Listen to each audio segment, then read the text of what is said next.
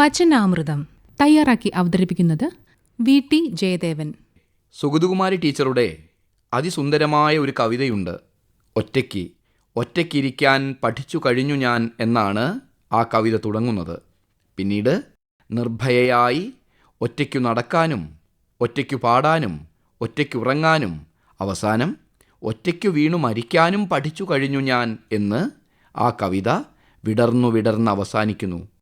മനുഷ്യജീവിതത്തിന് അനിവാര്യമായും പേറേണ്ടി വരുന്ന ഒറ്റയ്ക്കാവലിലെ സമുദ്രത്തെക്കാൾ ആഴമേറിയ ദുഃഖം ഈ കവിതയുടെ ധ്വനി. കവിതയിലെ ഒറ്റയ്ക്കാവൽ ജീവിതം പൊതിഞ്ഞു കെട്ടിത്തരുന്ന ഒറ്റയ്ക്കാവലാണ്. വേണ്ടെന്ന് നിരസിക്കാനാവാതെ ഓരോരുത്തരും ഏറ്റുവാങ്ങേണ്ടി വരാറുള്ള ഒറ്റയ്ക്കാവൽ. എന്നാൽ സ്വയം തുന്നിക്കൂട്ടിയെടുക്കുന്ന ഒരൊറ്റയ്ക്കാവലുണ്ട്. ജീവിതം എന്ന കൊട്ടാരത്തിൽ നിന്ന് സിദ്ധാർത്ഥൻ എന്നു പേരുള്ള രാജകുമാരൻ ആ വിധം ഒറ്റയ്ക്കാവലിലേക്കാണ് ഒരു നിലാവു രാത്രിയിൽ ഇറങ്ങിപ്പോയത്. ബോധിവൃക്ഷച്ചുവട്ടിൽ അയാൾ ഒറ്റയ്ക്കിരിക്കാൻ പഠിച്ചു.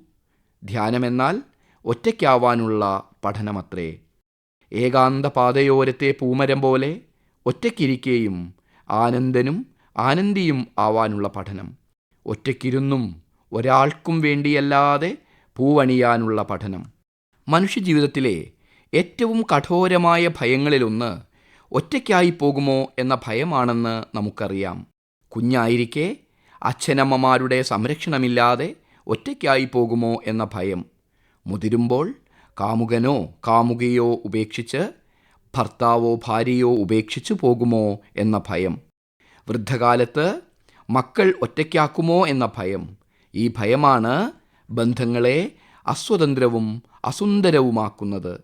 ഭയത്തിൽ നിന്ന് രക്ഷപ്പെടാനുള്ള എല്ലാ ശ്രമവും ജീവിതത്തെ അസുന്ദരവും ദുർബലവുമാക്കുന്നു. ഒരു ഉപാധിയുമില്ലാത്തതും ഭയത്തിൻ്റെ ലാഞ്ചന പോലുമില്ലാത്തതുമായ ശാന്തതയിലാണ് മനുഷ്യബന്ധങ്ങൾ സുഖകരം ആകുന്നത്. സന്തോഷവാനും സന്തോഷവതിയുമായി ഒറ്റയ്ക്കാവാനുള്ള പ്രാപ്തി കുട്ടിക്കാലം മുതൽ പരിശീലിക്കണം. എന്തൊക്കെ കാര്യം ഒറ്റയ്ക്കു ചെയ്യാമോ അക്കാര്യമൊക്കെയും ഒറ്റയ്ക്കു ചെയ്യാൻ ശീലിപ്പിച്ചുകൊണ്ടായിരിക്കും ബോധവതിയായ ഒരമ്മയും ബോധവാനായ ഒരച്ഛനും ഉത്തരവാദിത്വമുള്ള ഏതു ഗുരുവും ഒരു കുഞ്ഞിനെ ജീവിതം പഠിപ്പിക്കുക. ഒറ്റപ്രാപ്തി എന്നതിനർത്ഥം ആരോരുമില്ലാതെ ഒരിടത്ത് ഒറ്റയ്ക്കായിരിക്കുക എന്നതല്ല. തന്നിൽ തന്നെ തൃപ്തിയുള്ളയാളും തന്നിൽ നിന്നു തന്നെ സന്തോഷം അനുഭവിക്കാൻ കഴിയുന്ന ആളും ആയിരിക്കുക എന്നതാണ്. ഏതു പ്രായത്തിലും ഒറ്റപ്രാപ്തിക്കായുള്ള പരിശീലനം തുടങ്ങാവുന്നതാണ്. സ്വന്തം മനസ്സിൻ്റെയും ശരീരത്തിൻ്റെയും സൗന്ദര്യവും പ്രവർത്തന സാധ്യതകളും കണ്ടെത്തൽ ഒറ്റപ്രാപ്തി പരിശീലനത്തിലെ പ്രധാന സംഗതിയാണ്. ജീവിതം, പുറം ലോകം പലവുരു ആവർത്തിച്ചു പറഞ്ഞ് ഒന്നിനും കൊള്ളാത്ത ഒരു സൗന്ദര്യവുമില്ലാത്ത കുറ്റവാളിയായ ഒരാളാണ് താൻ എന്ന ബോധത്തോടെയാവും നമ്മിലേറെ പേരും ജീവിക്കുന്നത്. അതുകൊണ്ട് ആദ്യം വേണ്ടത് ടോട്ടോച്ചാൻ നോവലിലെ കോബയാഷി മാഷ് ടോട്ടോച്ചാനോട് പറയും പോലെ അവസരം കിട്ടുമ്പോഴൊക്കെ തന്നോട് തന്നെ നീയൊരു മിടുക്കനാ കേട്ടോ, മിടുക്കത്തിയാ കേട്ടോ എന്നു പറയലാണ്. തനിച്ചിരുന്ന് മൂളിപ്പാട്ട് പാടാനും നൃത്തം ചെയ്യാനും ചിരിക്കാനും കരയാൻ തോന്നുന്നുണ്ടെങ്കിൽ കരയാനും പരിശീലിക്കണം. പതുക്കെ ആരൊക്കെയൊപ്പമുണ്ടായാലും തകരാത്ത വിധം സുഖകരവും പ്രശാന്തവുമായ ഏകാന്തത നമുക്കോരോരുത്തർക്കും അനുഭവിക്കാൻ കഴിയും വിധം നമ്മുടെ ഒറ്റപ്രാപ്തി ആഴത്തിൽ വേരിറക്കമുള്ളതായി മാറും.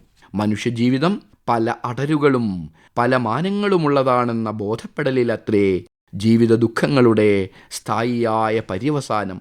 സിദ്ധാർത്ഥൻ തനിച്ചിരുന്നറിഞ്ഞ ആ അനന്തപാഠം നമുക്കോരോരുത്തർക്കും അനുഭവിച്ചറിയാനാകും. ഒറ്റയ്ക്കിരിക്കാൻ, ഒറ്റയ്ക്കു നടക്കാൻ, പാടാൻ, നൃത്തം വയ്ക്കാൻ പഠിച്ചു കഴിയുമ്പോൾ. വചനാമൃതമാണ് നിങ്ങൾ ഇതുവരെ കേട്ടത്. തയ്യാറാക്കി അവതരിപ്പിച്ചത് വി.ടി. ജയദേവൻ.